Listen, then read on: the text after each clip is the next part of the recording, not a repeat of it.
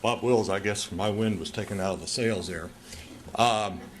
You owe Chief Deane a huge apology, Mr. Stewart.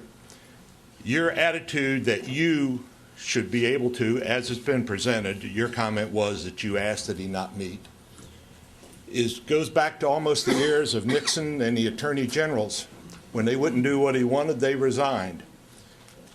He answers to the county executive, Mr. Gerhardt. And if Mr. Deane has to get approval to talk to somebody with a diplomatic passport, then whoever runs the landfill is going to have the same requirement.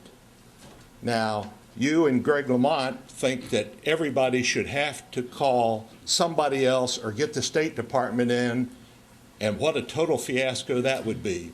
But Chief Deane does something that none of y'all have done.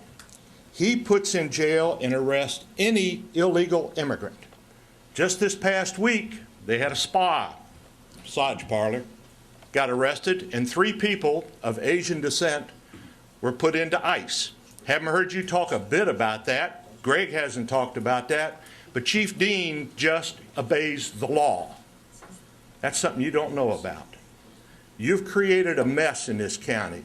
We get people talking about this ODR. Did you know what those funds and costs were going to be before you advertised your rate like you tried to convince people that that's what the taxes were going to be based on? That's what really mattered?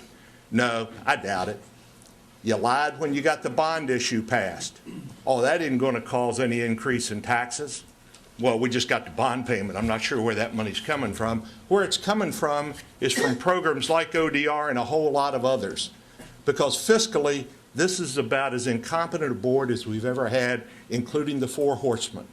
And there's not too many people that have been around that long. Looks like you're trying to run out of this county, Mr. Stewart. Can't go to Lieutenant Governor. Now possibly you want to get to Congress. Is that because you've made such a mess you know you can't solve it and you never will? We run by law, not by the will of the people, as you, Stirrup, and May so often talk about.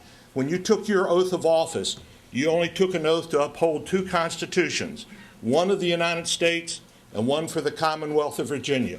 That's where it stopped. It's not a matter of your personal opinion or what you would happen to like. And this board in total does not get up and stop this from happening. So all of you get to join in the blame on this. When are we going to have real government? Thank you. Thank you, Ms. Matties.